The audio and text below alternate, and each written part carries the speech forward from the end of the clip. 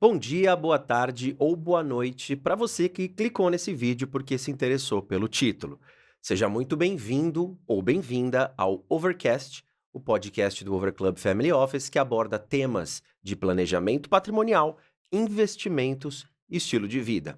Hoje eu estou aqui com o Walter, que é meu sócio e CEO do Over Club Family Office, para a gente tratar diretamente do tema que você já sabe, porque leu esse título, que é endereçado para aquela pessoa que enriqueceu rápido, vendeu uma empresa, recebeu uma herança, e o que você precisa saber para não perder a sua fortuna. Mas antes disso, claro, roda a vinheta.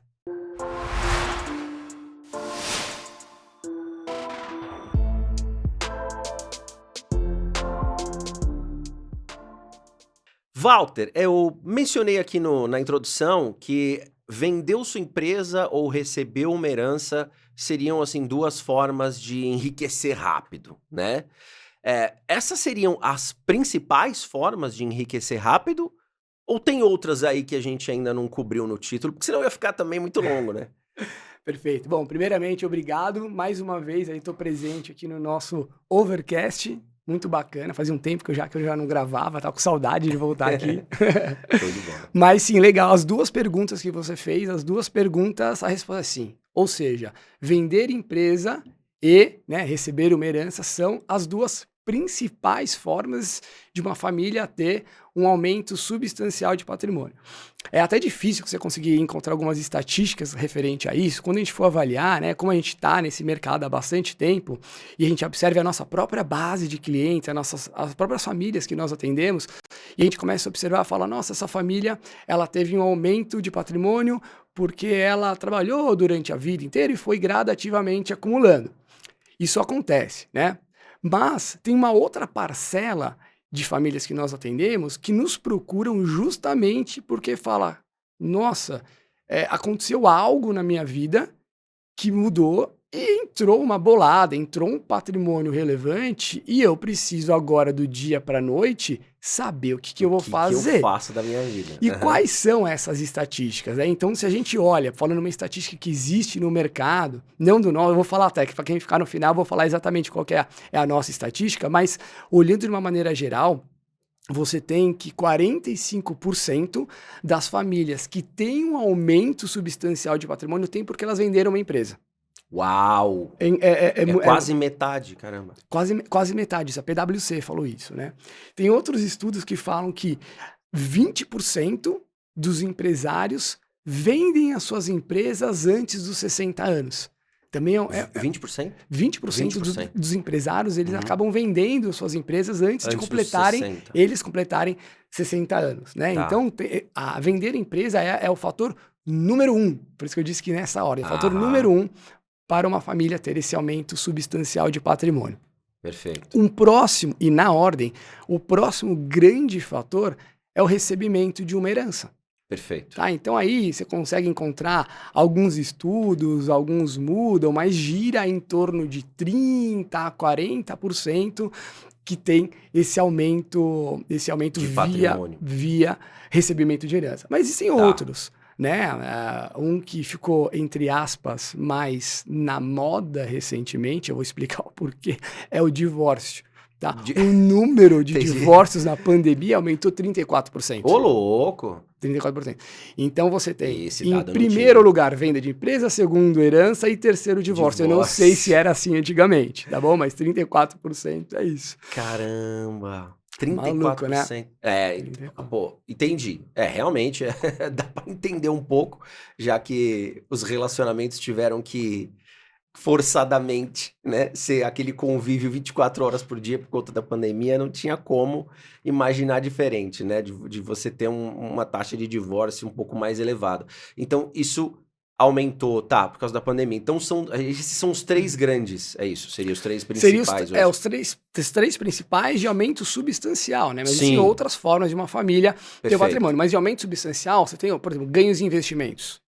Tá, Né, a pessoa vai lá, investe numa startup, tá, dá perfeito. super certo. A pessoa vai lá, investe em cripto e dá muito certo. Aí é até legal falar, a gente tem um exemplo, né, de um cliente, uma família que a gente tem, que é inclusive amigo nosso, você vai saber de quem eu tô falando. Sim. Eu achei bacana a gente comentar. A pessoa, vai tentar resumir, a pessoa ela fazia investimentos em cripto, mas não é agora, não sei quanto está investindo nesse vídeo, mas essa pessoa procurou a gente, se não me engano, foi lá em 2016, 2017, e ninguém se falava de cripto, né, naquela época, assim, a pessoa tinha investido um valor considerável, deixou lá e esqueceu.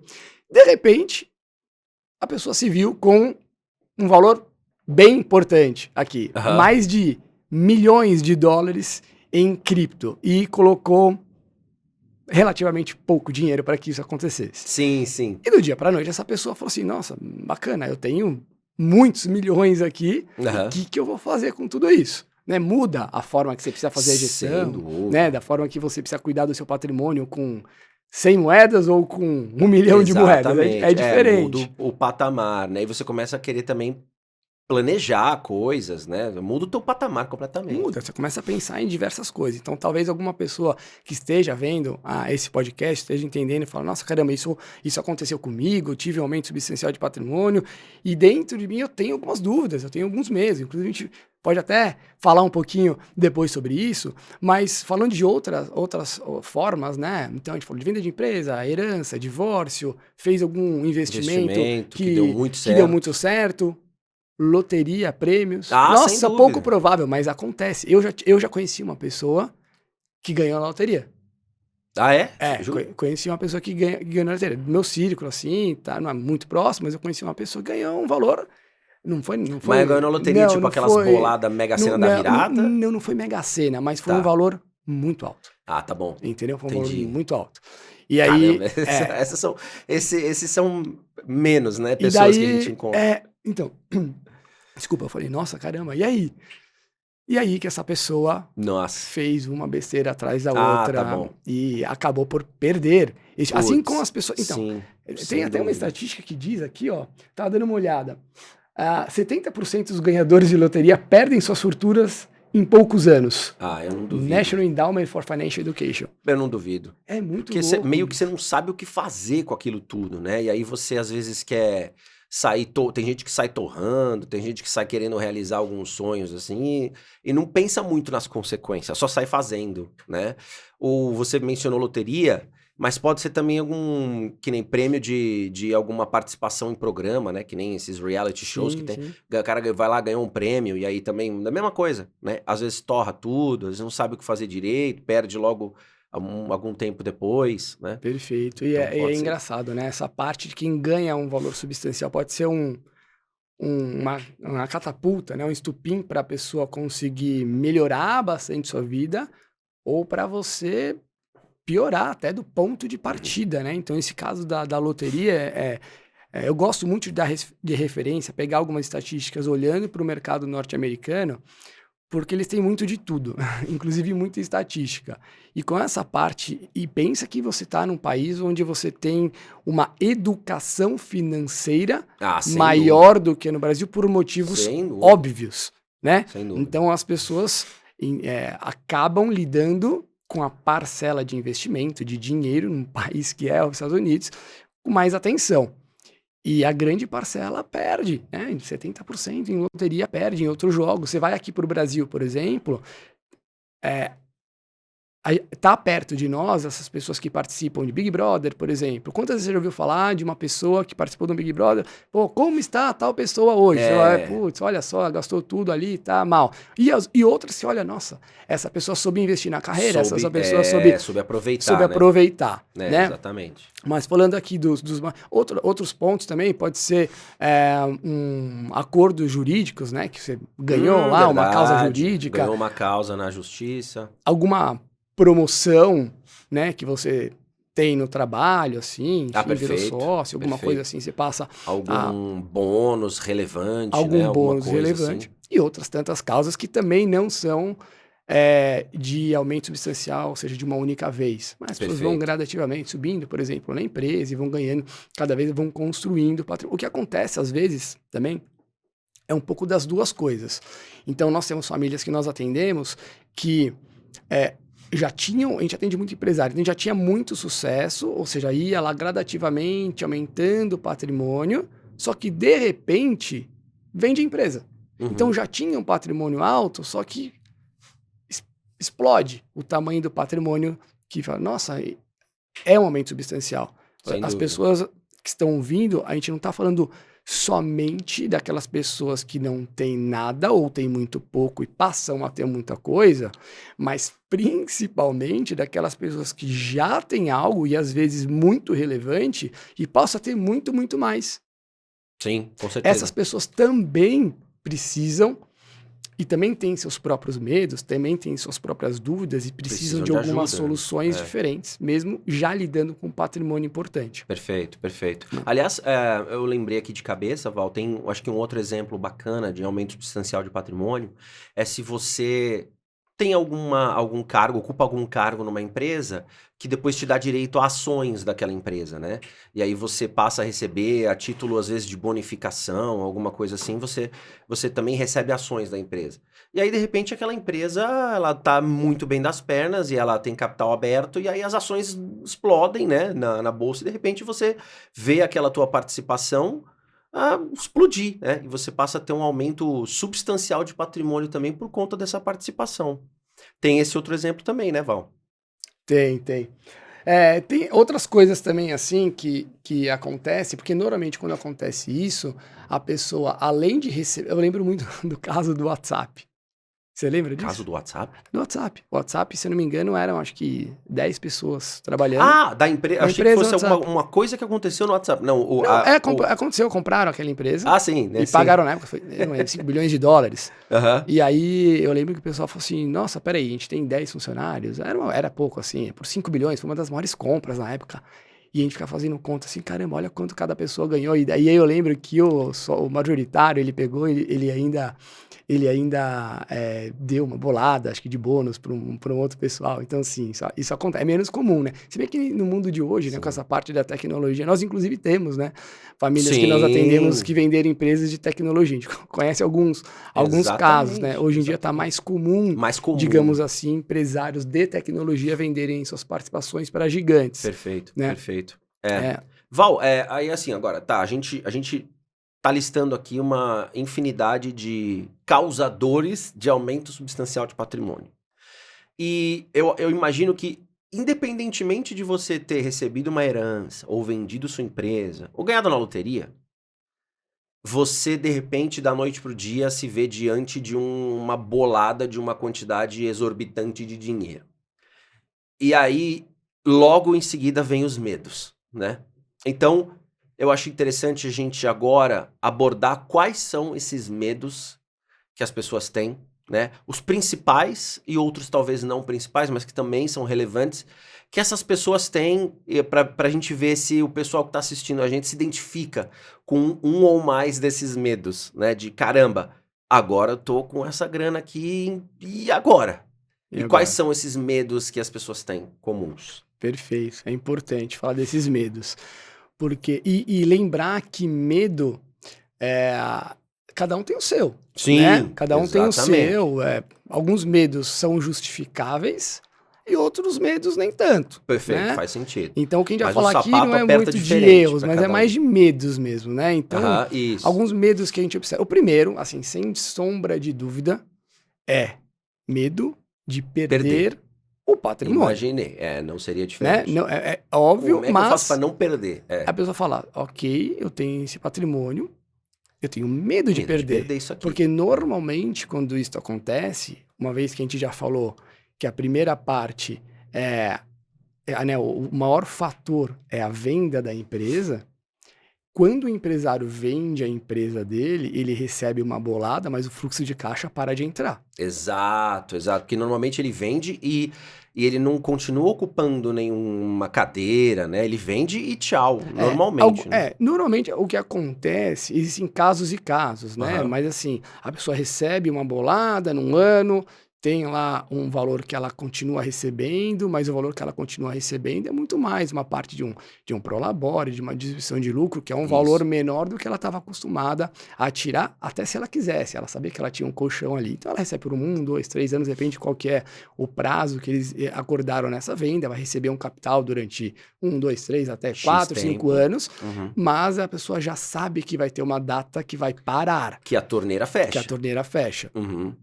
E isso vai começando a ficar assim, tá bom, tô com medo E aí? de perder meu patrimônio. Tem até Aham. alguns estudos que dizem que 70% do patrimônio é perdido na segunda geração e 90% na terceira. Ô, Tem louco. um ditado, diz, acho que é avô Nossa, é coisa, hein? rico, pai nobre, filho pobre, alguma coisa, isso é verdade. Nossa, 70% na segunda.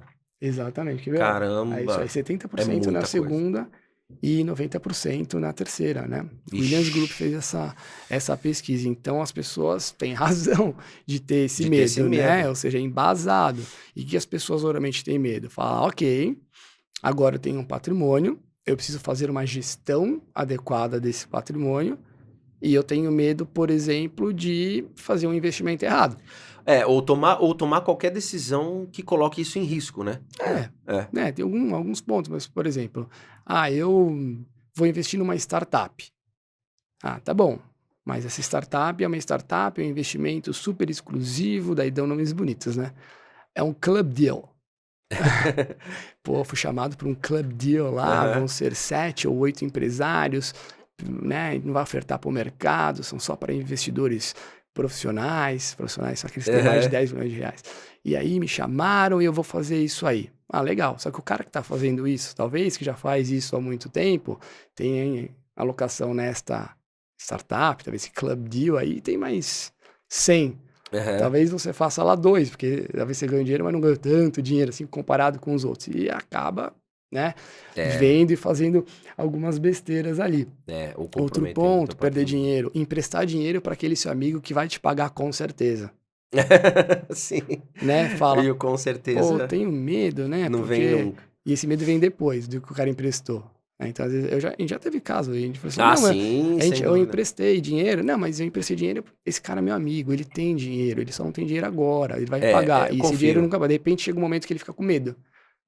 Medo. E tem até casos de clientes, né? Quando a gente vai fazer o mapa patrimonial, uma parte, uma seção é somente de devedores. Você fala, eu emprestei para aquela empresa, emprestei para aquele fulano, e vai ticando desde tanto. E a gente coloca lá, tipo, um lembrete dos últimos acontecimentos. O famoso devo não nego, E pago e quando algumas pessoas que puder. deixaram de ser amigos, inclusive, né? Ah, sim, Porque, isso afeta amizades, é, sem dúvida. Perfeito, eu concordo que, na verdade, quando eu comecei a pensar nos medos, eu acho que esse foi o principal, que ganhei isso tudo, qual que é o principal medo? Perder isso tudo, ou perder uma boa parte disso. Mas não é o único medo, o que mais de medo as pessoas têm, né, quando tem um aumento substancial de patrimônio? tem outro medo que é o medo de não saber gerir o próprio patrimônio. Tá? Né? Então a pessoa chega lá e fala, ok, eu sei lidar de alguma maneira com o patrimônio, mas eu não sei gerir este meu patrimônio nessa magnitude, desse tamanho. Aliás, tem um estudo da FINRA, né, que seria o órgão que ela zela pelos investidores dos Estados Unidos, que eles falaram que somente 24% dos investidores se sentem confortável para gerir o seu próprio patrimônio. Cara, é pouco, É hein? pouco. Isso significa o quê? Que as outras pessoas não se sentem confortáveis. Sim, Ao você não fazer algo que você não se sente confortável, provavelmente isso desperta um medo em você. com Então certeza. é um tipo de medo que as famílias, de uma maneira geral, têm, né? E Não esse saber. medo, E o que Val, desencadeia disso é perigoso, né? claro. Eu imagino que esse medo, por exemplo, que você estava citando, ele tem duas, acho que bifurcações aí, né? Então, ou esse medo faz com que a pessoa fique paralisada, então ela não faz nada por ter medo, ou é um medo que, eu preciso fazer alguma coisa e acaba fazendo besteira, né? Porque não sabe gerir direito, né? Ou faz besteira, ou fica paralisado, e às vezes essa paralisia pode ser até pior do que não fazer nada, né, pra pessoa. Então tem isso também, né? Esse medo de gerir. Exato. A pessoa pode ficar parada, né? Não fazer nada. Ou ela pode falar, tá bom, eu vou estudar. é meu patrimônio. Ninguém melhor para cuidar do meu dinheiro do que eu mesmo. Com certeza, Né? com certeza. Então a pessoa às vezes acaba.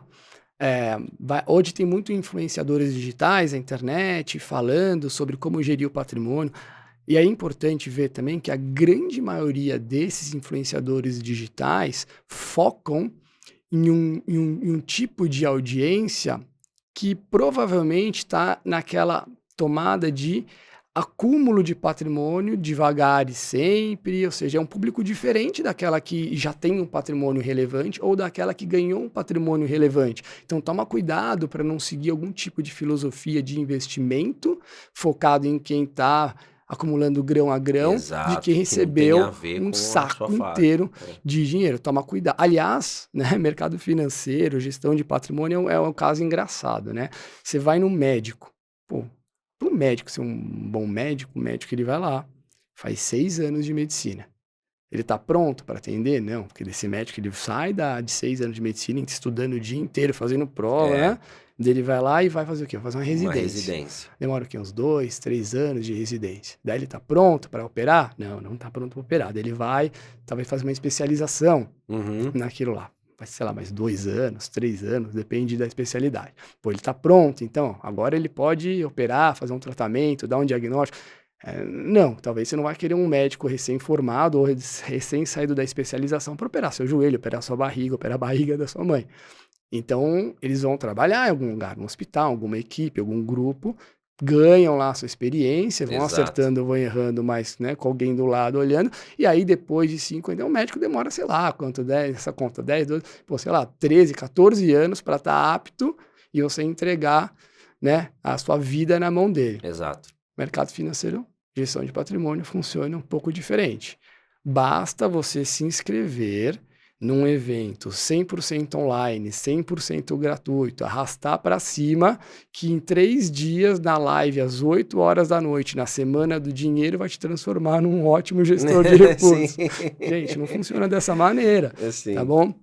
Então é importante, esse medo é real. Você olha em volta, você vê as pessoas que fazem a gestão do próprio dinheiro, obviamente que tem pessoas capacitadas, se você vendeu sua empresa, você está com tempo, você quer fazer isso de uma maneira gradativamente, você então, pode sim ter sucesso, mas é alguma coisa que vem com o tempo. E se você recebeu o dinheiro agora e você não tem 30 minutos, 1 hora, 1 dia, 1 semana, 1 ano para aprender a fazer uma gestão eficiente de patrimônio. Necessita de um pouco mais de tempo. Então, é um medo importante que as pessoas têm. Perfeito. Tem outros. Medo de perder a fortuna conquistada, medo no sentido de não saber gerir, não saber o que fazer, não saber quais passos tomar e o que fazer. E o que mais de medo que tem e que afeta essas pessoas que ganham muito dinheiro? Alguns medos que existem também é o medo, o impacto que um aumento substancial de patrimônio gera na família, né? Impacto nas relações familiares. Então imagina, Em que sentido? Vamos colocar alguns exemplos assim. A pessoa foi lá e recebeu uma bolada, seja da forma de herança, divórcio, enfim, o cara, um jogador de futebol fez um contrato, tá recebendo um valor que não recebia antes. A partir desse momento, você passa a um ponto de conseguir fazer algumas coisas que você não podia antes. Tá. Ou a sua família passa a ter possibilidade de fazer algumas coisas. Por exemplo, você pode ajudar alguém querido. Você pode ajudar a sua família. Mas você pode ajudar a sua família ajudando nas contas do dia a dia, você pode ajudar a sua família pagando uma dívida, você pode ajudar a sua família dando um carro, mas você pode ajudar a sua família dando uma casa para cada membro da sua família. Você pode ajudar a sua família comprando um telefone celular, colocando no seu nome. E por que isso gera medo nas pessoas? Porque quando você começa a ver os pontos que isso pode dar de problema, você começa a ficar com medo, né? Eu vou contar um caso aqui que aconteceu com a gente. Isso foi bem lá no comecinho da nossa carreira. E eu lembro que a gente foi atender um ex-jogador de futebol. E esse jogador, ele tinha um medo porque o que ele viu acontecendo com outras pessoas que jogavam lá. Ele foi jogar fora do Brasil, foi jogar futebol no Japão na época. E esse jogador, ele sabia que ele não era tão bom assim. E ele via algumas coisas acontecendo, que era o seguinte, ele falou assim, olha, eu ia no shopping, né? Tinha poucos brasileiros, acho que tinha 4 brasileiros no time. Uhum. Ninguém falava japonês naquela época, né? Acho que década de 90, se eu não me engano. O cara virou e falou o seguinte: olha, a mulher do outro, no caso, é um fato, né? A esposa de um dos jogadores brasileiros fala: poxa, eu sempre quis ter aquela bolsa. Aí, pô, agora você fez esse contrato, chegamos aqui no Japão, não conheço ninguém, precisa de alguma coisa, me dá uma bolsa. Daí a mulher do outro falou: poxa, esse cara é reserva seu, a mulher dele tem essa bolsa, pô, eu quero um carro. Aí ia comprar um carro. Pô, a outra tem uma bolsa e um carro, pô, você é o cara, o melhor do time lá, brasileiro, e pô, a gente não tem nada disso, vamos comprar uma casa no melhor bairro, em vez de ficar nessa casa aqui, o time, no bairro que o time quer. E o negócio começava a escalar de uma determinada maneira, que as pessoas achavam. E esse cara, ele sabia que ele não era tão bom que nem esses outros que estavam lá, mas ele tinha o medo de, poxa, se eu começar a entrar nessa, de ficar comprando as coisas, porque o dinheiro tá entrando agora e o contrato bom é esse ano, tá entrando muito dinheiro agora, será que isso vai durar para sempre? Uhum. E ele tomou uma atitude esperta, né? Não terminar a história para não deixar ninguém, óbvio que tá falando de medo, mas essa pessoa conseguiu acumular um valor relevante de patrimônio, voltou para o Brasil, fez o pé de meia e na época ele não morava na melhor casa, ele não tinha o melhor carro, acho que nem tinha carro, ele não comprava as bolsas, a mulher ajudava super ele, não queria a bolsa da Louis Vuitton, lá das outras marcas que as outras usavam na época, ele conseguiu fazer um bom pé de meia. Adivinha quem está melhor hoje, está vivendo tranquilamente? Né? Então ele tinha esse medo, o medo foi bom nesse caso para essa pessoa, porque evitou esse monte de coisa, mas são medos, né? Relação familiares. Então, poxa, agora a gente consegue comprar uma casa na praia, Uhum. né? Tá bom, ou já tem uma casa na praia. Pô, agora que a gente já tem a casa na praia, tenho 3 filhos, a casa na praia então vai ficar, quando a gente não estiver mais aqui, pro filho do meio, porque ele que vai pra praia, ele é surfista e tal. Poxa, mas não é bem assim, né, que funcionam as coisas. Então, essas relações familiares, é, é, os maiores conflitos por dinheiro é por Sim. falta de comunicação, Eu imagino. né? Quando a gente tem falando dessa parte de patrimônio Porque aqui. acontece também, né, Val, nessas relações familiares de... Como não é um assunto que as pessoas sentam para conversar no jantar, fica aquele monte de achômetro, né? Então o filho 1 acha que quando né, a herança for passar para os herdeiros, aquela casa ali certamente vai ser minha porque eu uso mais que os outros. Perfeito. Aí o outro acha B e o outro filho acha C. E aí cada um fica achando uma coisa, quando chega na hora do vamos ver, não era nada daquilo, as coisas são diferentes ou por vontade do patriarca ou da matriarca, ou são diferentes por leis, né, que você tem que cumprir, que não é assim que distribui o dinheiro. E aí dá muita briga, né, nessa Dá hora muita briga. nas heranças também. É verdade. E tem um outro ponto que é bem relevante também, outro medo, que é medo de fraudes, medo de golpes. Então imagina que você está lá com putz, muito. sim. Aliás, tem um padrão, né? Esse é um Principalmente padrão que eu no Brasil. reparei. Né? Na nossa profissão dá a oportunidade da gente conversar com muitas famílias que têm um patrimônio muito alto. E essas famílias seguem um padrão. Né? Então existem algumas famílias que têm um padrão, um patrimônio extremamente alto. Tem outras que, assim, tipo, os mais ricos do Brasil, por exemplo. Essas pessoas que têm muito dinheiro, qual o padrão que normalmente elas seguem? As pessoas acabam se aproximando dessas pessoas, né? Pra querer algo mais, pra talvez se aproveitar daquela pessoa. Às vezes as pessoas são humildes e fala, poxa, agora sabe, né? Tá numa cidade lá, pô, a pessoa vem da empresa, o pessoal sabe. Sim. Acaba sabendo. E tem aquele ponto de se aproveitar. Então, o que acaba acontecendo? Qual que é o bloqueio dessas famílias? Elas fazem o seguinte: famílias que têm bastante dinheiro e sabem que tem aproveitadoras que querem se aproximar dela, falam, cara, eu não vou confiar em qualquer um.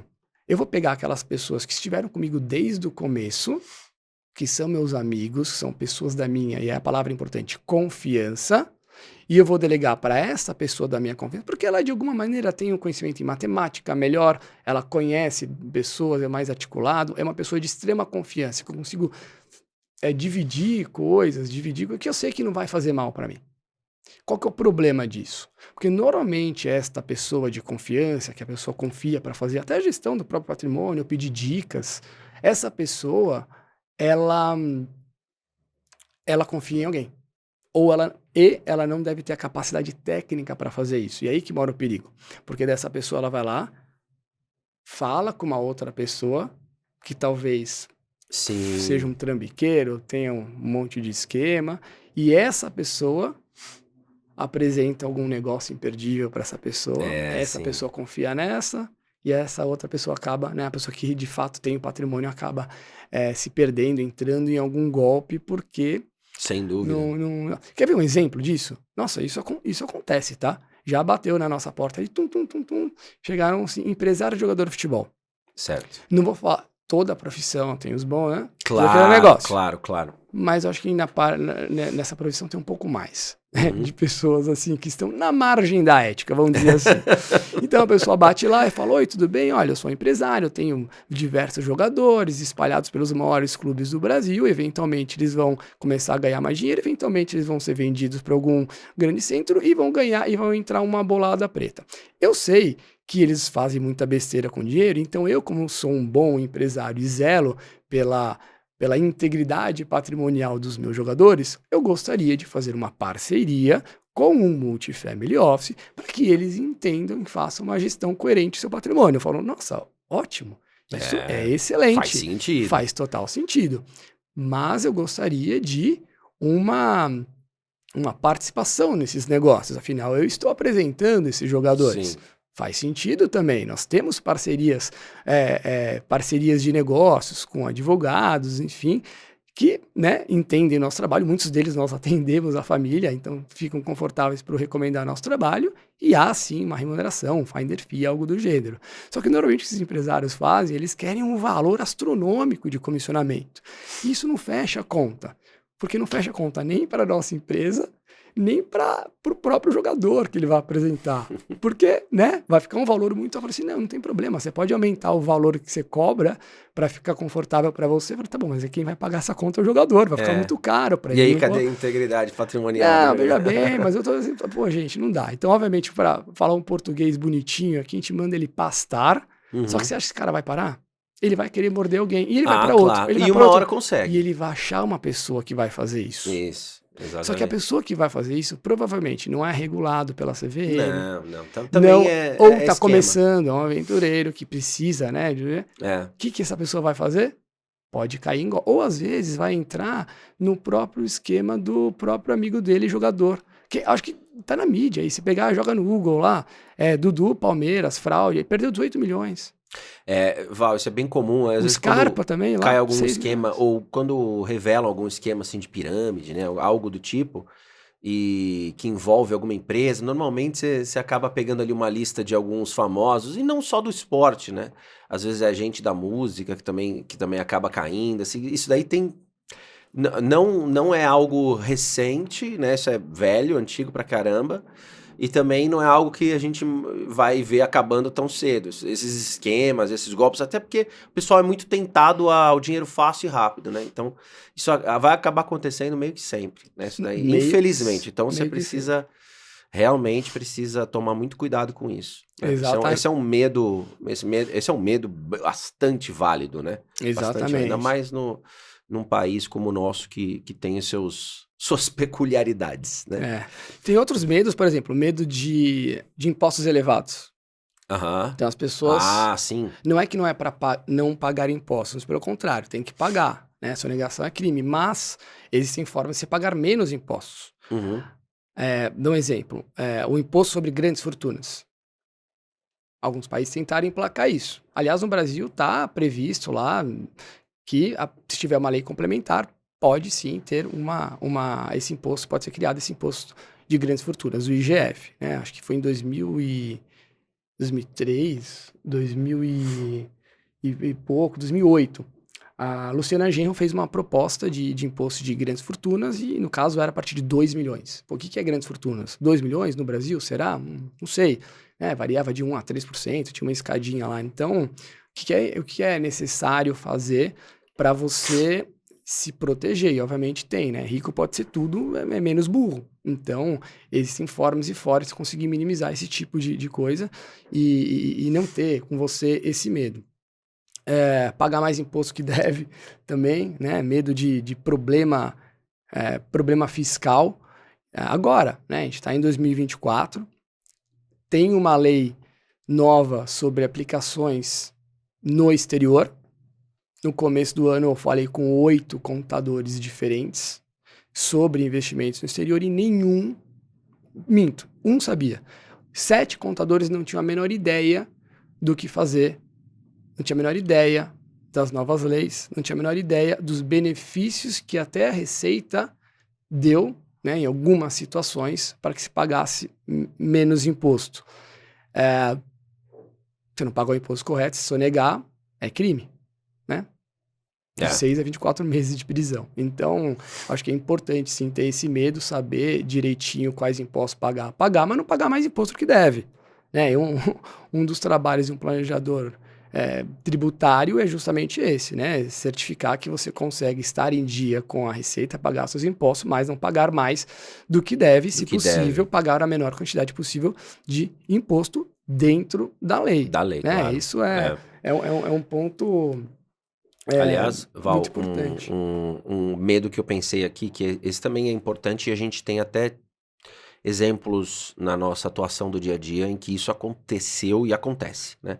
Que é o medo que vem de uma insegurança jurídica que a pessoa sente no país em que ela vive, né? Em que você tem os seus riscos. Então, poxa, eu tô aqui com o meu patrimônio, tô cuidando do meu patrimônio, mas de repente o pessoal aí se resolve, o pessoal que governa, né, o meu país se junta, resolve mudar as regras do jogo, que muitas vezes retroagem, aí voltam a afetar coisas minhas antigas, né? Essa insegurança, ou, por exemplo, a gente tá gravando esse podcast em agosto de 2024, e se você hoje é um venezuelano, você, né, assim, tem aquela insegurança de caramba, as eleições do meu país foram fraudadas.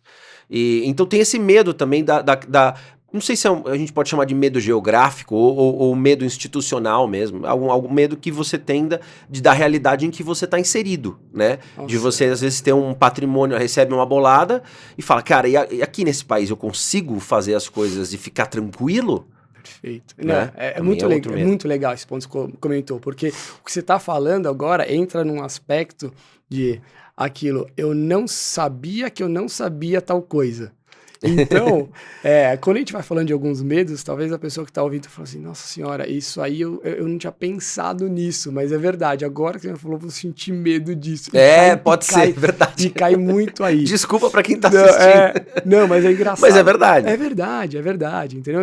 É um medo, poxa, e não precisa ir muito longe, né? A gente falou de Venezuela, parece uma coisa assim tão distante.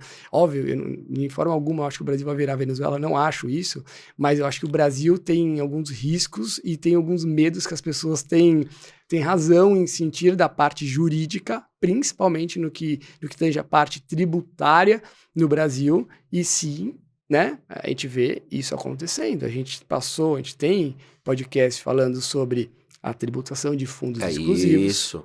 Né, que sim, foram tributados os estoques. Nós temos podcast falando sobre a tributação, né, das novas regras de investimentos no exterior, exatamente. onde sim, né, tem uma certa forma de tributar o estoque, então as regras do jogo mudam. Exatamente, né? Elas são dinâmicas. Então, caramba, até o passado, o que eu faço?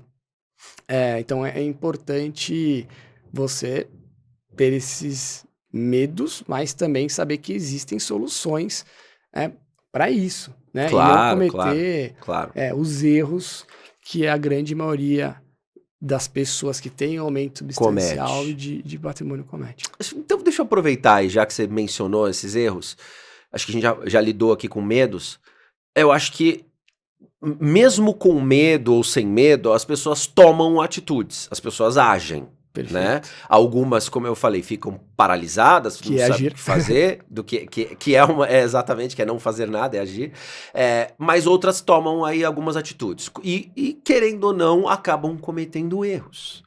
E quais seriam, então, alguns desses erros mais comuns que essas pessoas cometem quando elas finalmente decidem agir e fazer algo? Perfeito. Primeiro de tudo, eu acho que é importante cometer erros. Né? Claro. Só que você tem que saber o tamanho do erro que você vai cometer. Tem uma filhinha de 7 meses. Eu quero que ela cometa pequenos erros para ela ir aprendendo as coisas. Claro. Agora, eu não quero que ela cometa um erro grande que seja irreversível. Perfeito. Fazer uma analogia com patrimônio e aumento substancial aumento substancial de patrimônio, a gente precisa tomar um pouco cuidado, porque os erros eles podem ser irreversíveis, dependendo dos erros. Verdade. Tá bom? E tem algumas coisas meio óbvias de se falar, né? Sabe aquela pessoa que fala, você está falando isso eu já sei. Tá bom, mas o que você faz com essa informação que você sabe? Você usa isso para ter melhores decisões, para melhorar, ou você fala, já sei, só para estar numa rodinha e falar, então vamos lá. Primeiro erro que eu vejo as famílias não, assim, talvez o maior deles, tá bom? É falta de planejamento. Como assim? Como assim? A pessoa não se planeja, a pessoa não tem ideia de como vai ser a vida. Então vamos lá. O que de fato acontece quando a pessoa tem um aumento substancial de patrimônio? A vida dela pode mudar. Perfeito. Então a vida dela pode mudar no seguinte: agora eu tenho dinheiro para comprar um apartamento no bairro que eu quero. Perfeito. Eu tenho dinheiro para ficar mais próximo dos meus filhos, eu tenho dinheiro para mudar de país, eu tenho dinheiro para colocar minha filha, o meu filho numa escola melhor, eu tenho dinheiro para comprar um carro mais legal, eu tenho dinheiro para fazer 3 viagens para o exterior durante o ano e 2 viagens locais durante um ano. Eu tenho dinheiro para ter um plano de saúde melhor, eu tenho dinheiro para fazer um seguro melhor. Nossa, eu tenho tanto dinheiro. Você tem acesso sobra, a um monte de coisa. Você tem acesso a tanta coisa por conta do dinheiro. Tá bom, coloca isso num papel. Só que ao mesmo tempo, como a gente já mencionou aqui, às vezes a torneira fecha. Às vezes a torneira fecha. Então, e aí? Então, por isso que é importante colocar num papel. Qual que é os... De fato, como é que vai ser sua vida agora que você tem esse patrimônio, né? Perfeito. Vamos montar o que a gente chama de semana ideal. Tá bom, entrou esse dinheiro. Você vai continuar trabalhando? Não. Você vai fazer outra coisa? Não, sim. E muitas dessas respostas eu não sei, porque a pessoa realmente não sabe. É verdade. Mas não sei, é uma resposta também, que pode elaborar ou não. Tá, você vai fazer o quê então? Você vai continuar... Você gosta de jogar tênis? Eu gosto de jogar tênis. Vai continuar jogando tênis? Você vai jogar tênis segunda-feira, tal? Você vai... mudar, você quer comprar uma casa maior, mas você vai vender essa, tem algum... Às vezes mora perto do trabalho, não precisa mais. Tem algum objetivo de curto, médio e longo prazo, vamos identificar um pouquinho aqui qual que é o seu patrimônio atual, agora que você vai receber esse valor, vamos avaliar quais são as suas dívidas, se você tem alguma, vamos entender quais são os seus objetivos, vamos entender aqui um pouquinho sobre fluxo de caixa. Então você vai ter um fluxo de caixa entrando, não vai ter. Legal, vamos colocar isso no papel. E as pessoas não fazem o simples, o básico. Perfeito. Se você tem um planejamento e você sabe minimamente quanto você pode gastar, quanto tem de patrimônio, quanto você tem de dívida, qual que é o seu fluxo de caixa, quanto custa a sua vida, pronto, você resolveu a grande parte do seu patrimônio. E sabe se vai dar ou se não vai dar. Ou não vai dar. Eu teve um exemplo agora, ontem. Tá bom? Ontem eu estava conversando com uma possível nova cliente nossa, que ela recebeu uma herança e agora ela precisa se ver, né? Como é que ela vai fazer para viver? Tá bom. Filha dela mora em São Paulo, ela não mora em São Paulo. Ela precisa comprar um apartamento emÃo Paulo, ela vive em outro lugar, em outro estado. Ela vai vir para São Paulo. Certo. Tá bom, só que o fluxo de caixa dela hoje não condiz com o estilo de vida dessa pessoa. Só que ela recebeu um valor alto. Ela não tem dívida, né? Só que se ela continuar vivendo o mesmo padrão de vida, por mais que o valor financeiro que ela recebeu seja realmente alto, acaba o patrimônio vai comendo com esse estilo de vida, a conta deu 72 anos. Tá. Quando ela tiver com 72 anos. Quando ela tiver 72 anos. Acabou o dinheiro. Ou seja, né, a pessoa que se cuida, provavelmente vai viver mais do que isso. E daí? Ixi. Então, o primeiro passo é você entender que você precisa em algum momento ganhar mais ou gastar menos. A primeira coisa... Ou morrer com 72. Ou morrer com 72, que eu acho que ela não vai querer. Eu acho que essa não é um plano, estratégia, né? É. Não é esse plano. Então, são alguns erros que as pessoas cometem. Outros erros aí, falando de uma ordem mais prática na parte de gestão de recursos. Então, falta de planejamento. Interessante. Falta de planejamento. O que mais? Tem uma outra frase que é... Eu gosto de frase, meu pai gosta de frase pra caramba, e ele sempre, ele ficava falando frases pra mim. Tem a fundo de tela dele antes eram frases que eu vou passando. Às vezes eu olhava assim, ele soltava uma frase de efeito pra mim e me fazia dar uma lição de moral. Não dá pra você competir com uma frase verdade. feita entre aspas. Exatamente. Né? Então, ele tinha... Qual que era a frase ali?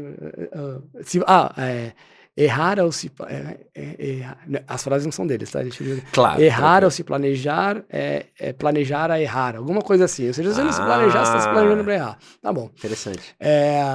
E as pessoas acabam falando, olha, agora eu vou viver de renda. Vamos supor, né? Então vamos supor que vamos pegar um caso que nem esse, a pessoa recebeu uma herança e falou, olha, não vou trabalhar, vou viver de renda. Uhum. E aí quando você olha na internet, o que tem de influenciador falando em viver de renda Aham. é bastante. É o sonho de muitas pessoas, Claro, independência aquela financeira, independência financeira. viver de renda. Mas o que as pessoas não pegaram ainda, que é importante deixar bem claro, que o viver de renda não é que você tem um patrimônio que todo dia cai X mil reais na sua conta, você pega lá, gasta no cartão de crédito, no outro dia 1 do mês tem mais tantos mil. Não é assim que funciona na prática. Tá? Então, uma carteira de investimentos focada em renda, as pessoas, e falando de erros, as pessoas entendem que elas têm que ter renda. Então, o que elas Sim. fazem? Um imóvel que paga aluguel gera renda. Aham. Um fundo imobiliário que cai toda vez um dinheiro na conta, paga renda. Uhum. Um investimento que você faça que pague juros semestrais, trimestrais, é uma renda. Só que as pessoas não pegaram ainda é que, assim, para que você obtenha dinheiro, você pode ter um fluxo de caixa, uma renda que bate na sua conta, sim, mas você pode também ter apreciação de ativos Uhum. e vender esses ativos. Ou você Também. pode ter um mix das duas coisas. Então, como é que funciona hoje com as famílias que nós atendemos que vivem de renda, ou seja, utilizam o patrimônio financeiro acumulado? E tem uma diferença enorme da forma que se faz uma gestão para quem está acumulando e para sem aquela que está dúvida. vendo. Então, estou focando naquelas pessoas que vivem de renda. Então, as pessoas que vivem de renda, nós temos alocações também em renda variável. Nossa, Walter, mas por que você tem alocação em renda variável se essa pessoa vai resgatar? Ela não vai resgatar tudo de uma vez. E não há nada melhor para acumulação, valorização do capital do que negócios, estatisticamente falando. Como você não vai resgatar toda essa parte você pode deixar para depois, você pode resgatar de outros lugares.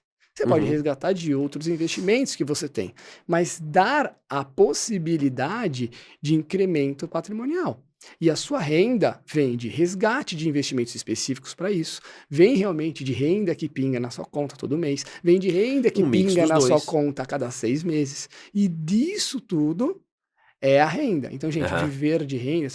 Então, erro é montar uma estratégia errada para a renda, para a fase. Só com investimentos que pagam fluxo de caixa. Então, o problema não é a renda, o problema é focar em investimentos que pagam somente fluxo de caixa quando você está nessa renda. Não é assim.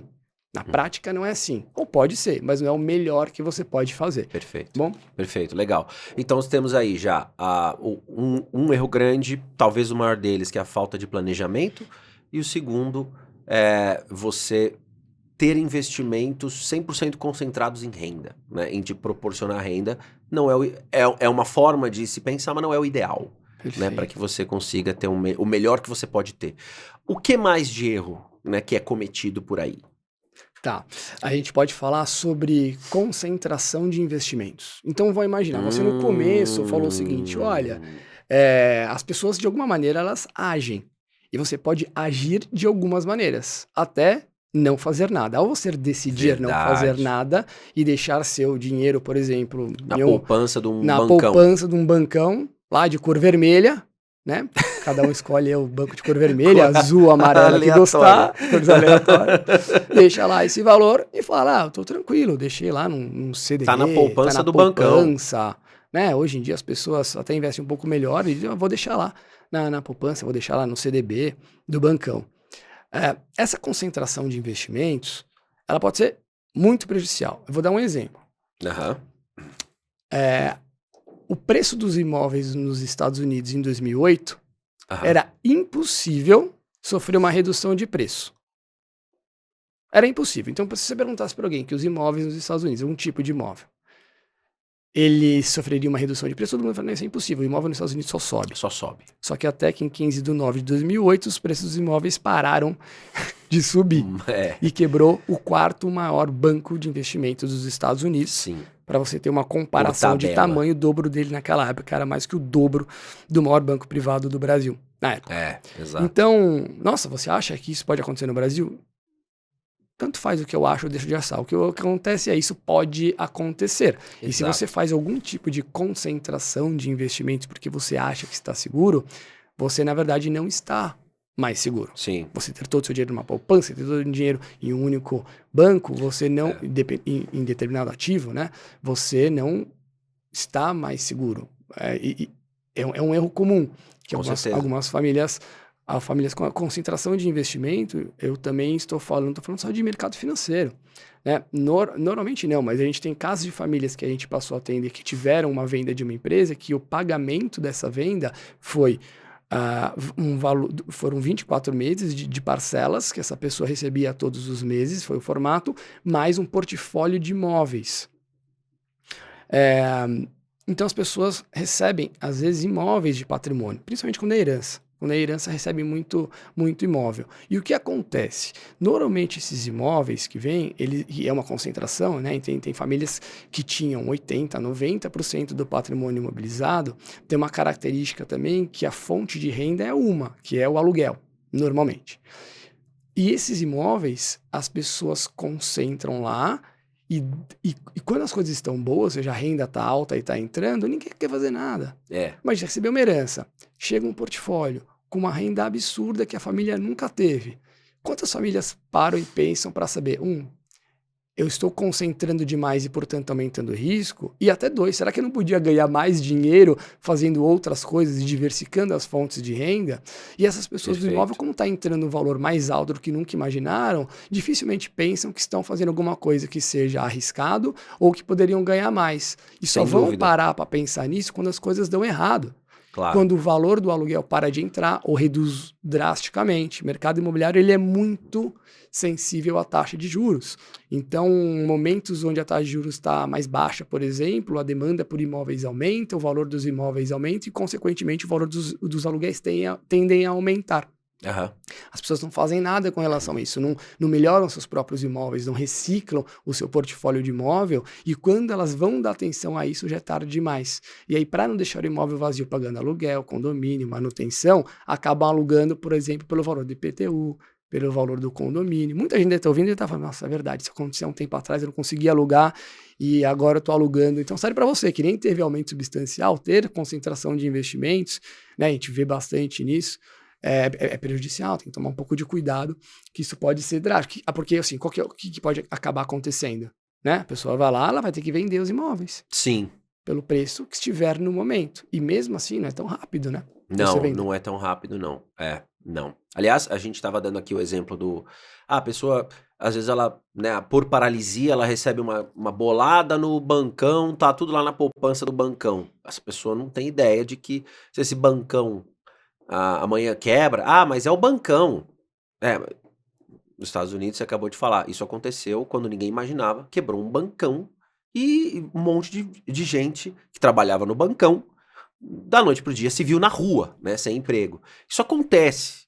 Mas era um ano antes, ninguém pensava que esse bancão ia quebrar. Um ano antes, se você perguntasse para qualquer funcionário do bancão, lá nos Estados Unidos, poxa, e aí, como é que tá aí, como é que é, você vê ninguém imaginava que 12 meses depois estaria na rua, né, sem emprego, porque o bancão quebrou.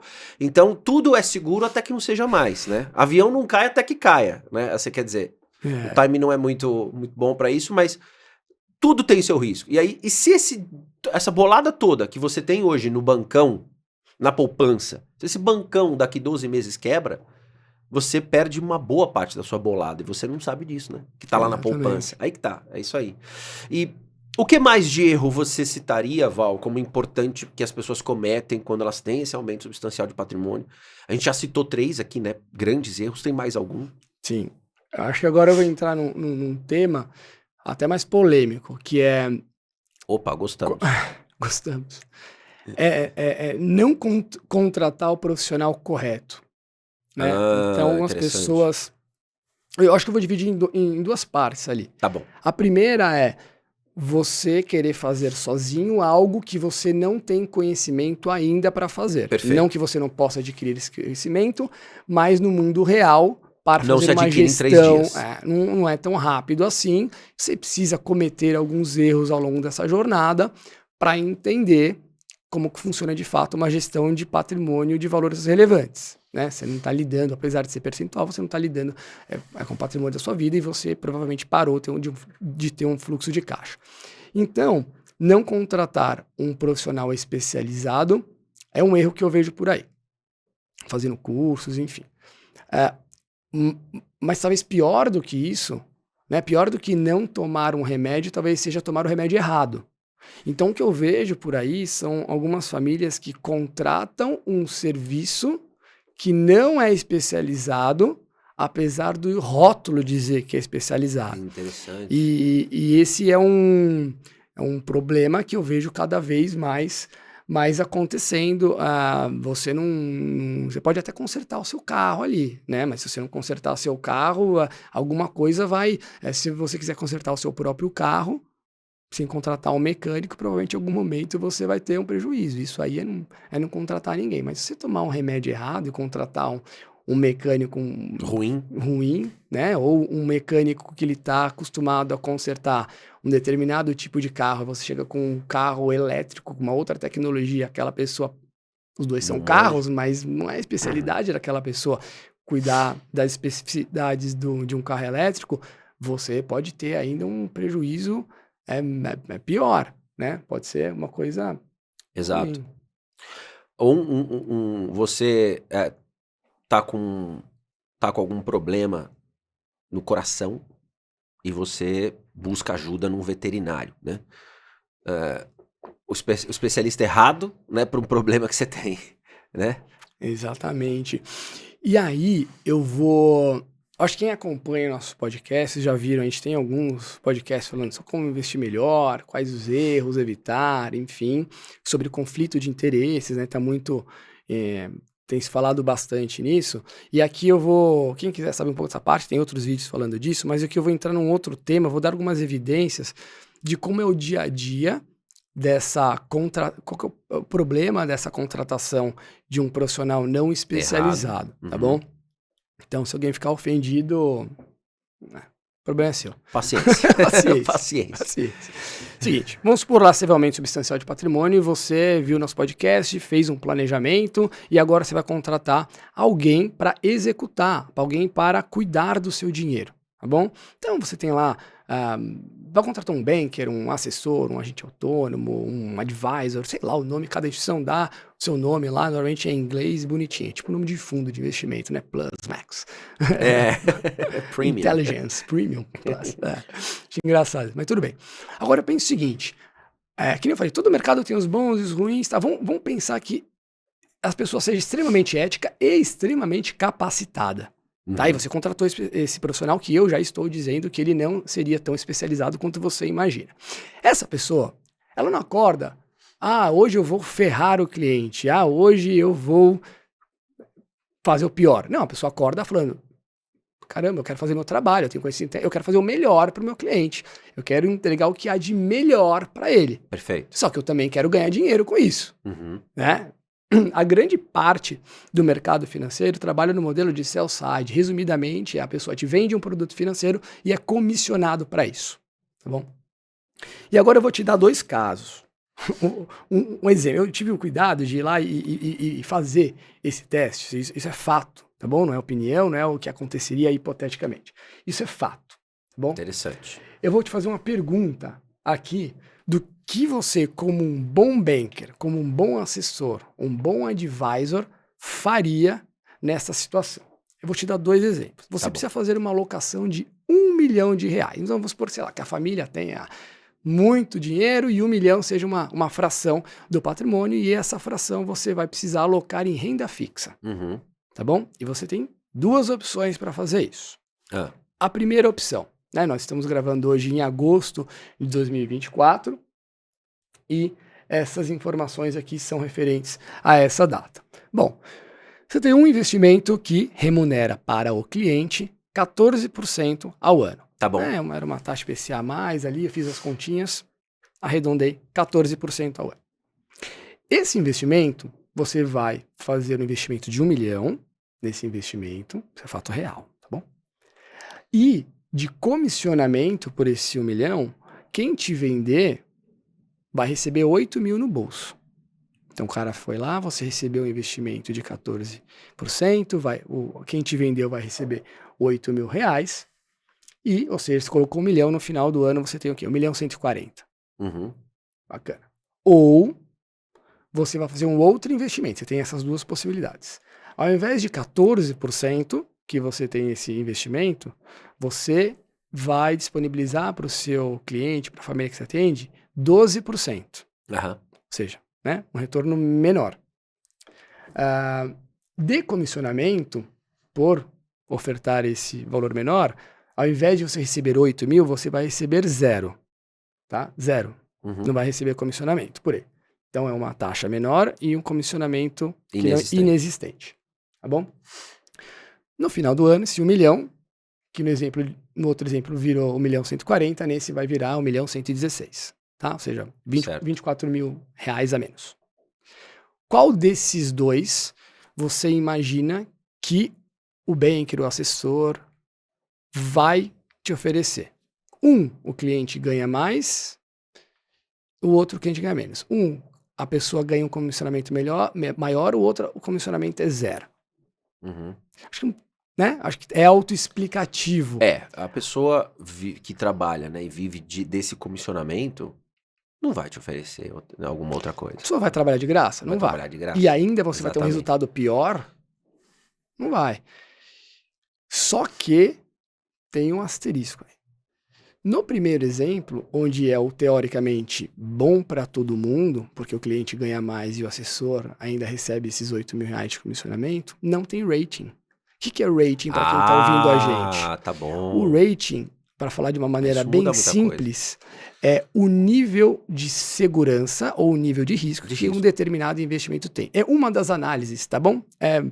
Tem várias. E dentro desse rating avalia como é que funciona, qual que é a possibilidade de você reaver esse dinheiro, quais são as garantias. É como se dessem uma nota para esse investimento de 0 a 10. É uma nota, esse investimento de 0 a 10, exatamente. Tem diversas. Nota de risco.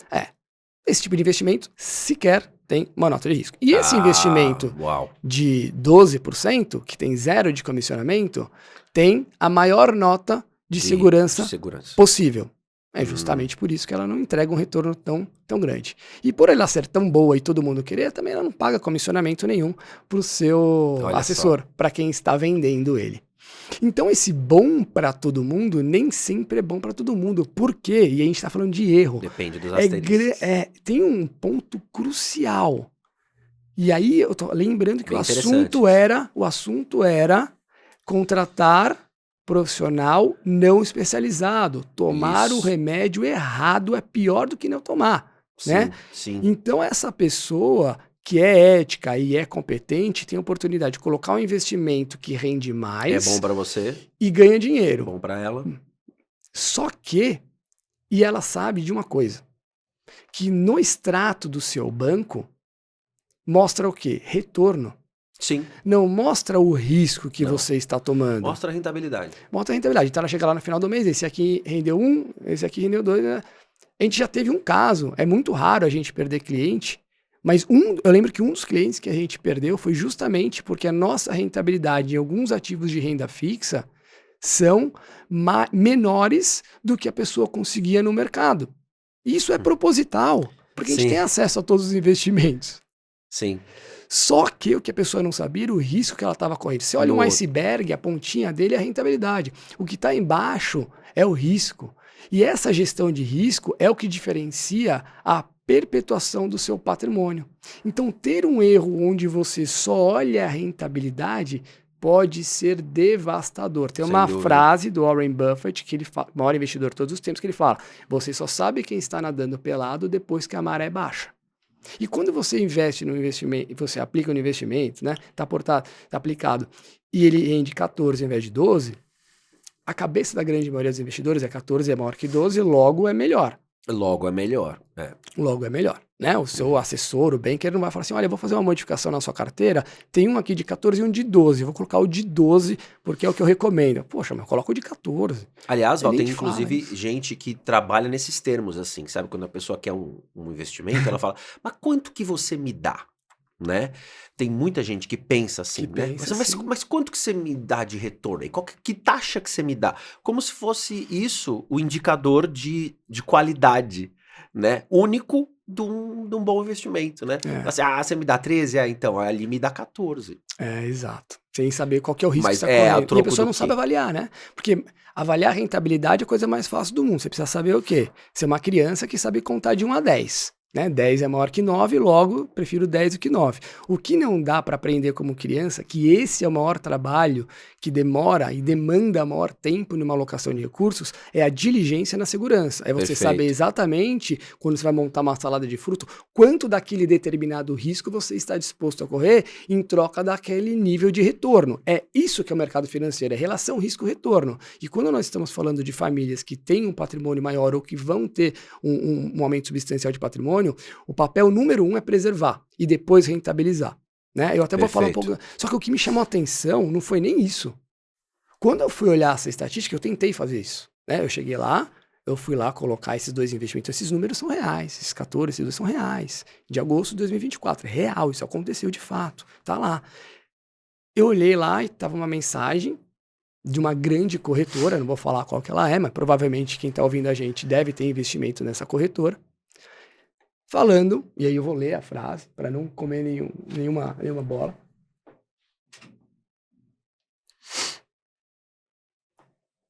Que o investimento significava um percentual alto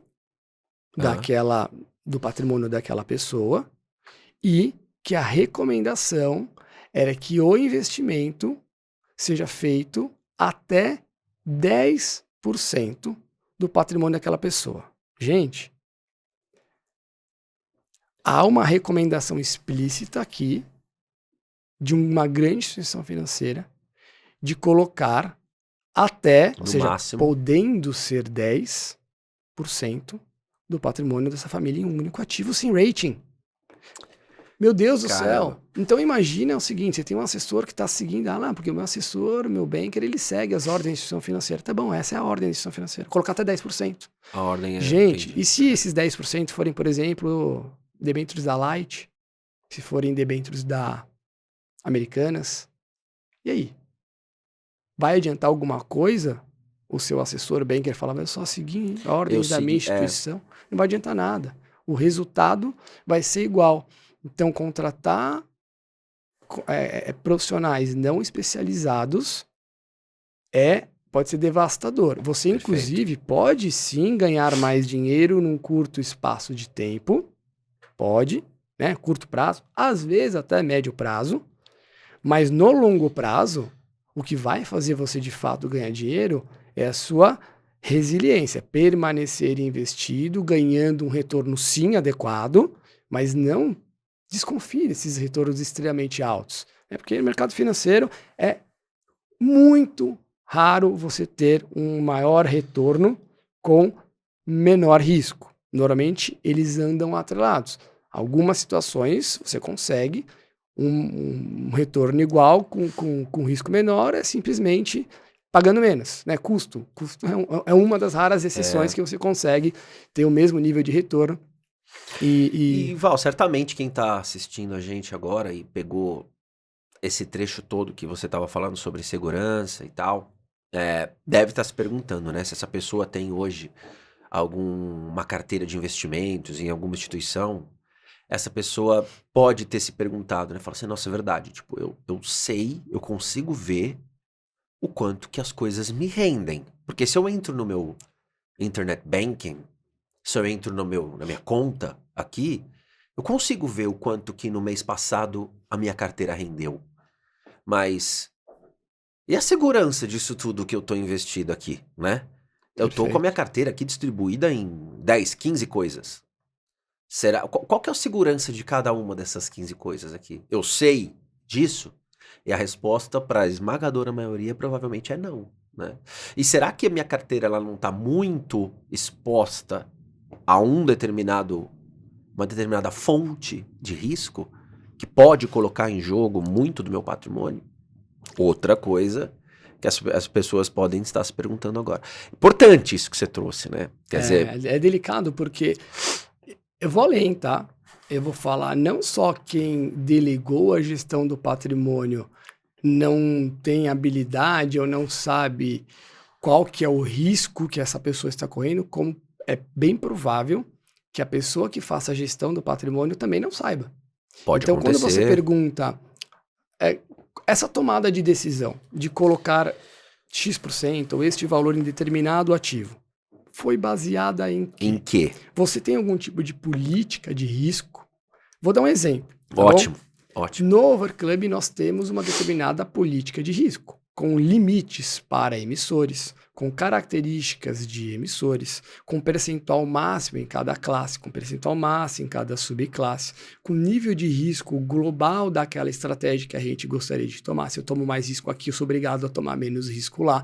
Estou falando de uma maneira leiga para entender. Por exemplo, a gente não tem mais do que 1% em um determinado tipo de crédito. Não vai ter na sua carteira. Por isso que os nossos clientes, quando olham a carteira, eles veem um monte de linha lá. Sem Por dúvida. quê? Porque a gente não vai colocar uma alocação de um valor substancial do patrimônio, porque mesmo se a nossa análise de risco, que pode estar errada, de algum tipo de problema, a gente tem um limite máximo que a gente está exposto e que a gente pode vir a perder para um cliente. E se a gente, na média, ganhar muito mais do que a gente não ganhar, mesmo fazendo uma diligência, a gente sabe que no longo prazo a gente vai inevitavelmente ter um retorno maior, mesmo que num curto espaço de tempo não se tenha esse retorno, tá? Então, aliás, é um dos motivos, né? A gente sabe que olhar rentabilidade é o mais importante para o cliente.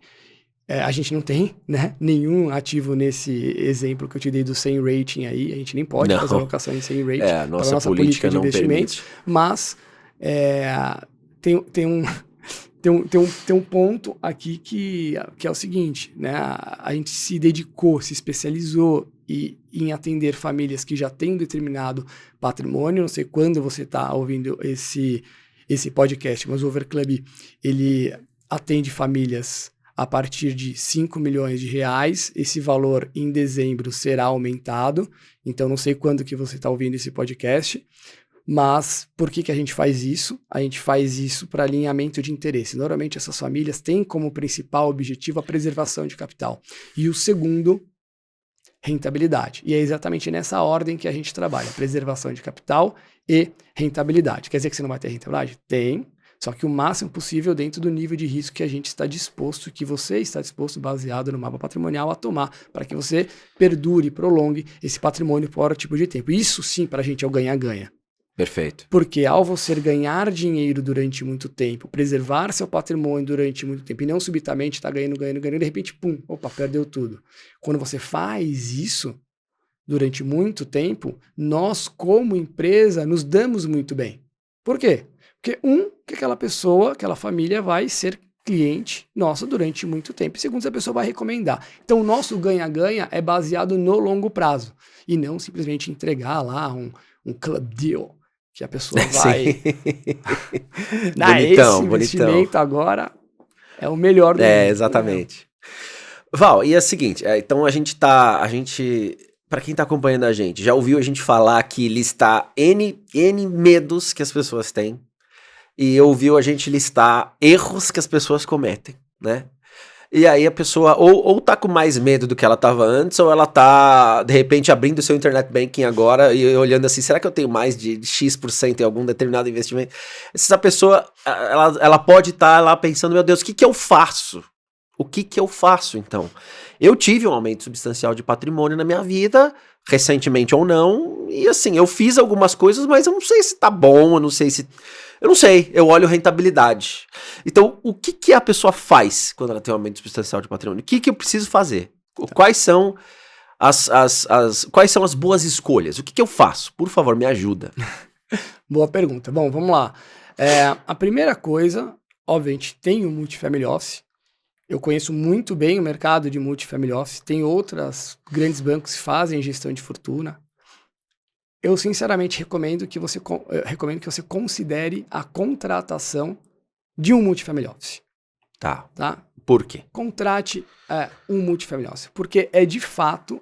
cuidado com quem diz que é Multifamily Office, que Multifamily Office é tipo colocar AI hoje no final, né, de alguma empresa, ou fintech, que daí você já passa a valer lá um múltiplo 20 vezes mais. Toma cuidado. Né? Multifamily Office é de fato aquela...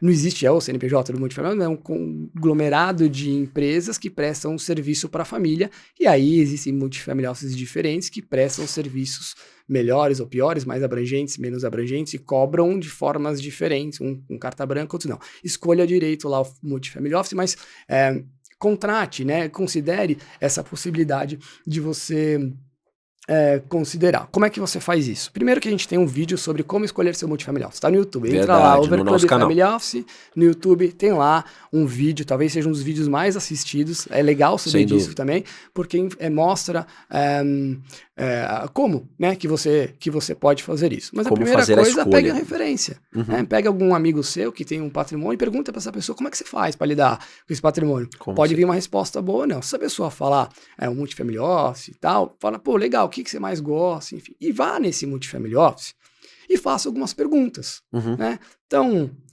porque essa pessoa pode falar que gosta, mas na verdade simplesmente ainda não viu o risco que está correndo. Mas é importante, primeiro, que a pessoa goste. É um primeiro passo. Segundo, faça algumas perguntas. Né, ou investigue, né? Esse Family Office. Fazer umas perguntas. Faça a sua investigação. Então, pergunte, você representa ou é ligado a alguma instituição financeira? Eu posso trabalhar com a instituição financeira que eu bem entender ou sou obrigado? Como é que vem a sua receita? Da onde vem a sua remuneração? Que é comum a gente ver alguns family office que falam, não, você não precisa me pagar nada. É de graça. Pô, é de graça. Alguém está pagando. Da onde? Provavelmente algum lugar que você não sabe. Se você não sabe, não está no seu controle. Já começa por aí. Tá? Talvez a pergunta mais importante.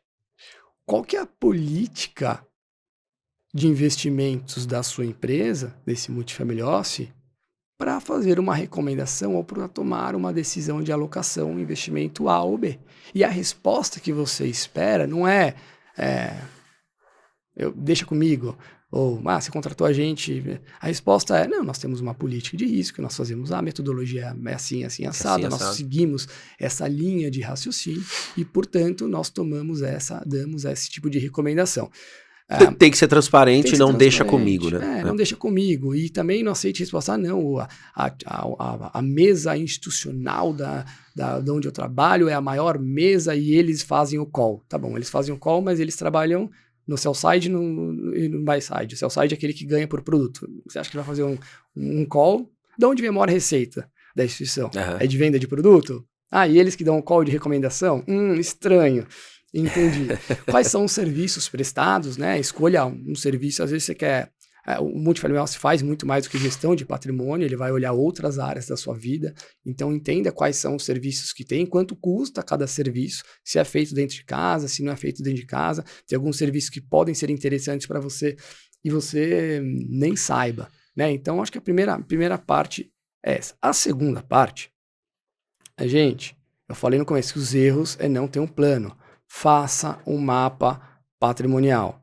O mapa patrimonial é o nome que a gente dá para esse diagnóstico completo da vida patrimonial da família. Eu ia te perguntar exatamente isso. O que é um mapa patrimonial? O mapa patrimonial, você precisa colocar primeiro suas ideias na cabeça. Legal, você recebeu ou vai receber uma bolada, um valor substancial. E aí eu acho que tem 3 etapas que são muito importantes.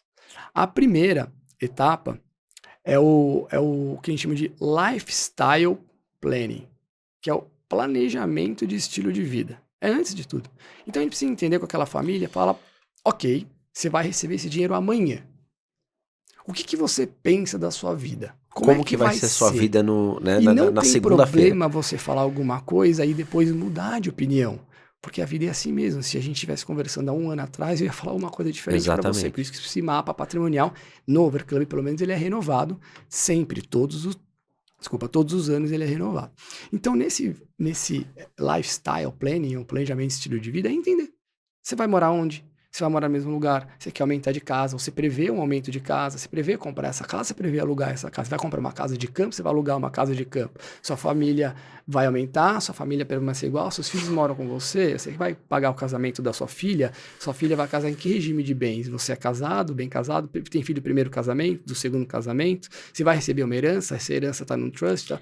Então você começa a entender a estrutura familiar. Você mapeia mesmo, né? Assim, é isso, quem por isso te que é mapa. atende? Não, tem um advogado para fazer isso, legal. Esse advogado, ele faz o quê? Não, o advogado, ele foi recomendado pelo meu irmão, que meu irmão, ele tem uma construtora. Ah, tá bom. E aí, meu irmão faz toda essa parte de contabilidade com o contador dele lá da empresa, tá lá. Aí você vai entendendo como é que é a dinâmica daquela família e você acaba percebendo algumas nuances. Então, como a gente já está um pouco de tempo nesse mercado, a gente entende e fala, legal, tem gente aqui que está fazendo alguma coisa que tem até o conhecimento para fazer, mas não necessariamente é especialista naquilo. Pode ter um gargalo aqui. Então, a gente olha, ouve, que às vezes a vida da família, poxa, eu tô com muito medo do Brasil, eu quero pegar e mudar, sem saber as implicações de uma saída definitiva do Brasil em termos fiscais. Ou o lugar que ela está indo não funciona exatamente da maneira que ela quer. Ou a pessoa, sei lá, entendeu? Cada pessoa tem tem objetivos diferentes que podem mudar. Então é importante ver isso, primeira coisa. O segundo, aí a gente entra no financial planning, que aí de fato vamos entender essa estrutura. Então você me disse que você vai precisar de tanto de renda, que hoje você gasta tanto e que isso estaria bom.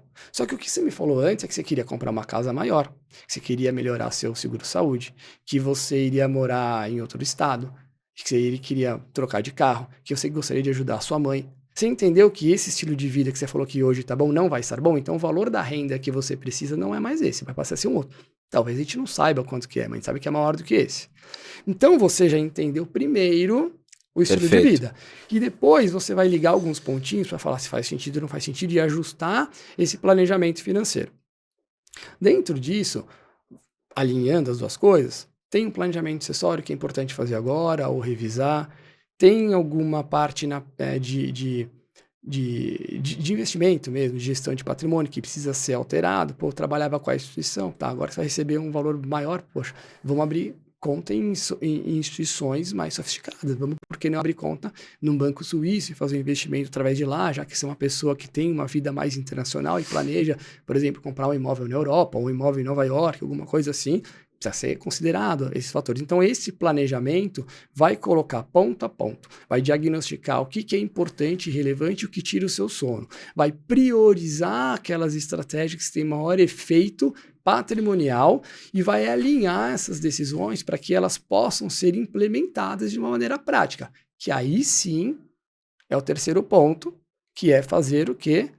A implementação, que é o financial advice, né? Realmente fazer aquelas recomendações. Fala assim, olha, dentro da parte de planejamento acessório, você já faz isso.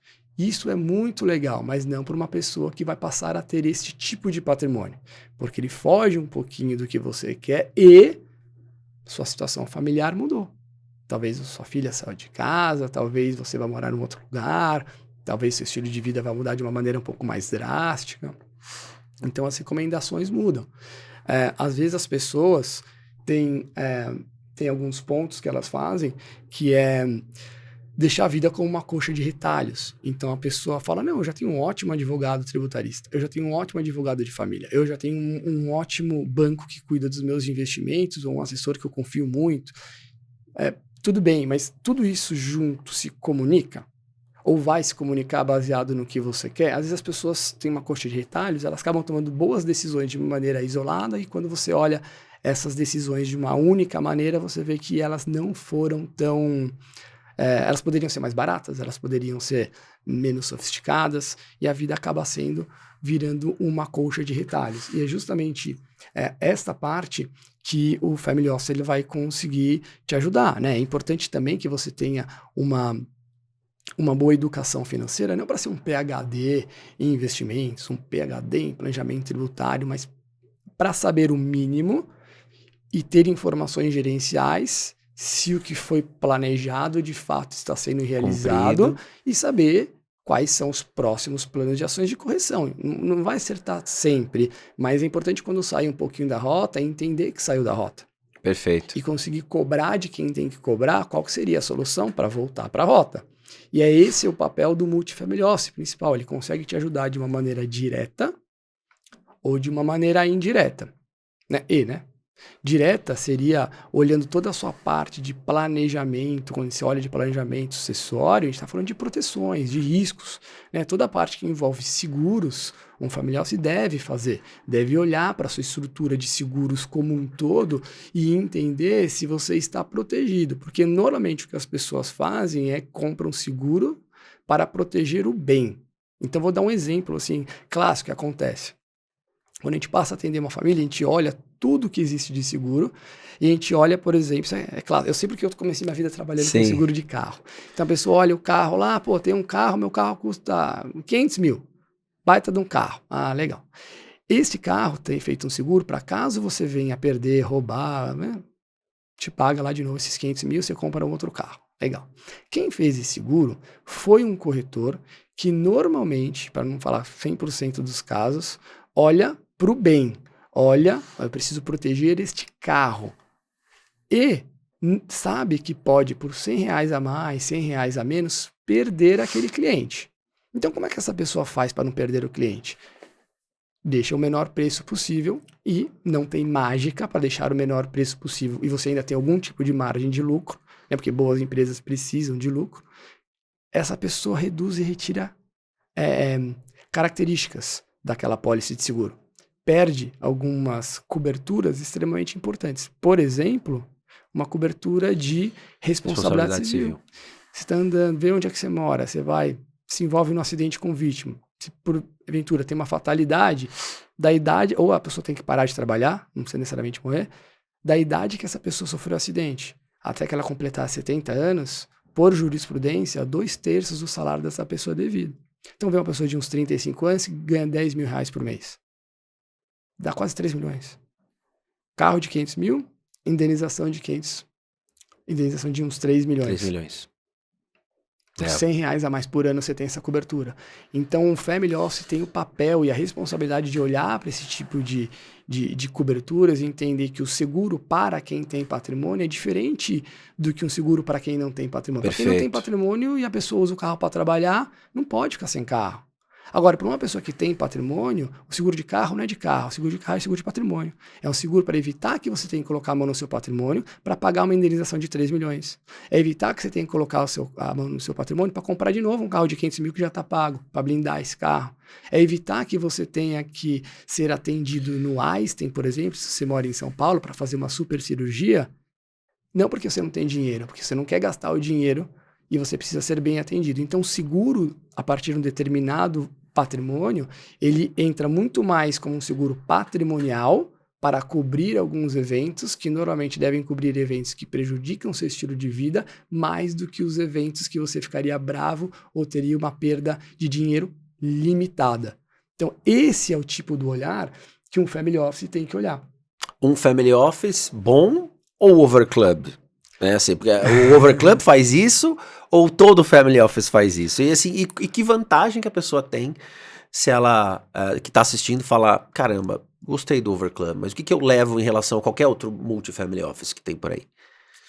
Bom, a primeira coisa é o seguinte, vou falar de um pouquinho mais de um bom multifamily office. E também, obviamente, que a gente faz isso aqui dentro de casa. Duas coisas, entender se os prestadores de serviços que vai atender essa família estão todos na mesma página. Ou seja, a pessoa que faz o planejamento tributário no Brasil não é o contador, né? É um advogado. Então, esse cara tá fazendo isso? Porque muitas das vezes, às vezes é o contador. Mas o contador, ele sabe tudo, ele manja muito. Tá bom, ele manja muito, mas ele é contador. Vamos deixar que o advogado que faça planejamento tributário que faça. Então, o multifamily se certifica que essas pessoas estão executando as tarefas pelas quais elas têm competência para fazer isso. Perfeito. Né? E certifique que todo mundo está na mesma página e navegando para o mesmo lugar. Se cada um está remando para um lado, não dá. Então, um exemplo clássico agora aconteceu semana passada, tem uma família grande que a gente atende que está fazendo um planejamento sucessório.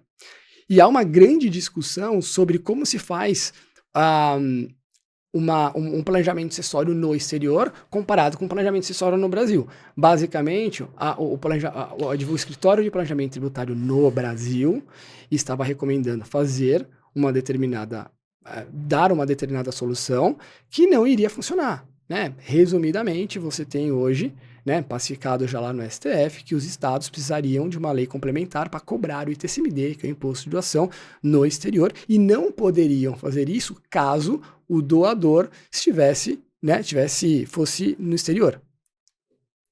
O que acontece são duas empresas, as duas sediadas fora do Brasil, mas são de residentes fiscais brasileiros.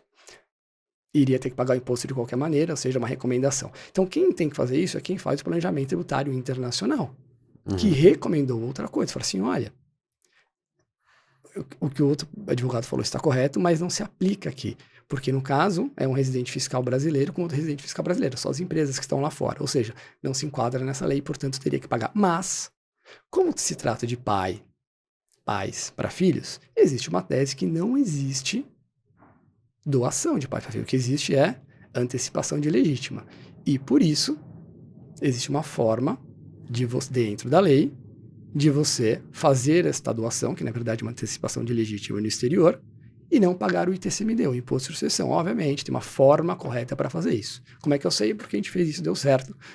Já, então, dentro da lei, você pode economizar mais ou menos R$400 mil para essa família, com uma recomendação, não do nosso Family Office, mas do prestador de serviço correto para fazer esse tipo de situação. Então, esse é um papel de um bom Family Office, ajudar a família a tomar decisões melhores e certificar que cada um faz isso. Tá? Perfeito. No Overclub, especificamente, a gente preza muito pela preservação do patrimônio e a gente faz esse mapa patrimonial de uma maneira muito importante, porque a gente gasta bastante tempo, a gente investe bastante tempo no planejamento para depois executar. É muito comum as pessoas complicar um planejamento patrimonial. É fácil, difícil é descomplicar.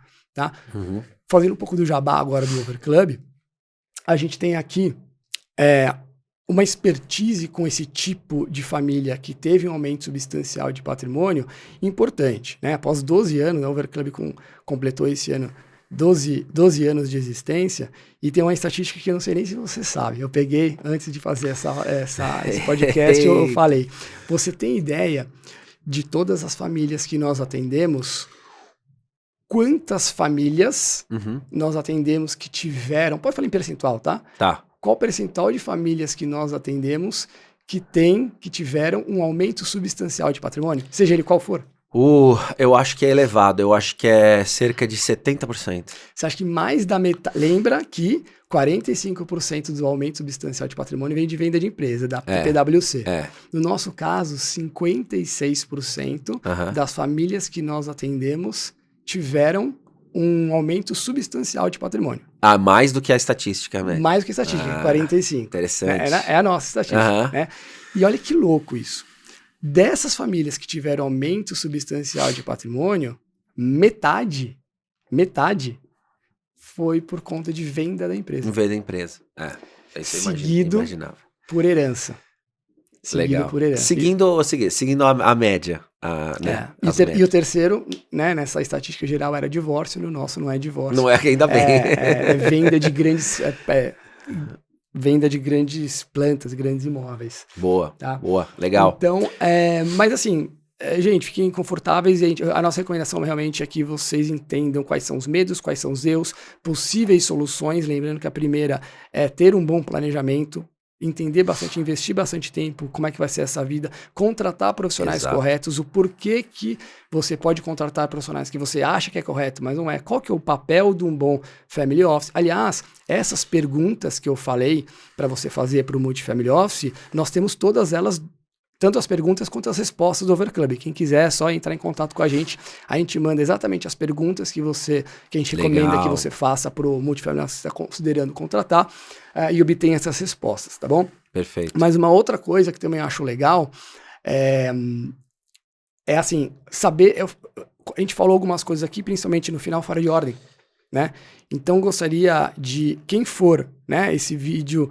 Você vai falar depois, não precisa falar agora, enfim, mas quando sair se você está vendo, né, esse podcast, entra lá no Instagram do Overclub, vá na primeiro vídeo, provavelmente é o primeiro vídeo que está lá com o PIN, é o vídeo de aniversário de 12 anos do Overclub, vai ser o primeiro. Perfeito.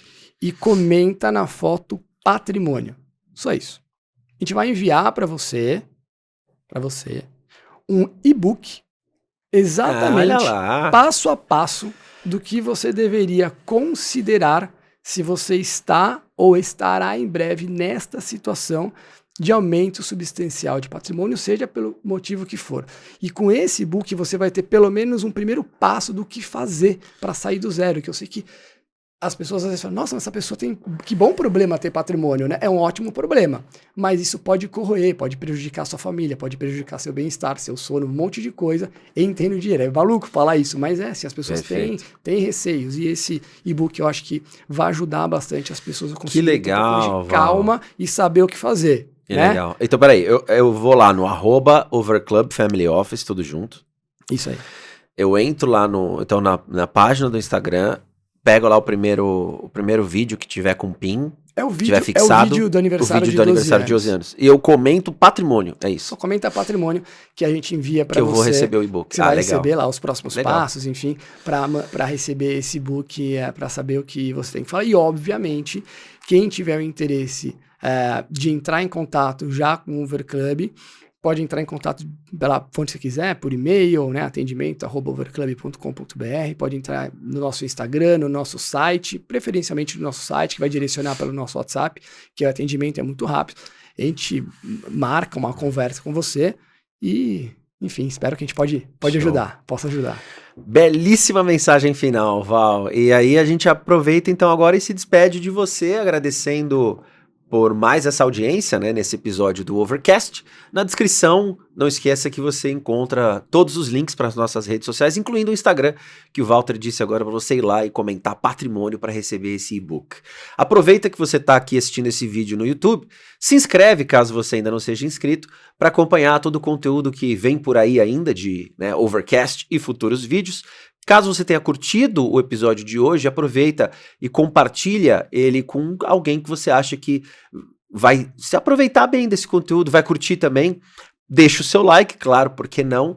E fique atento para futuros conteúdos e se você quiser também aproveitar para... Se inscreveu agora? Está conhecendo a gente através desse episódio? Se inscreve, já navega no nosso canal no YouTube, porque a gente tem, além de episódios antigos de Overcast, antigos não de conteúdo, antigos de data, né? De Overcast você ainda vai conseguir consumir muito conteúdo bom. A gente tem também outros vídeos de outros estilos que não nesse formato de podcast. Mais uma vez, obrigado pela audiência e até a próxima.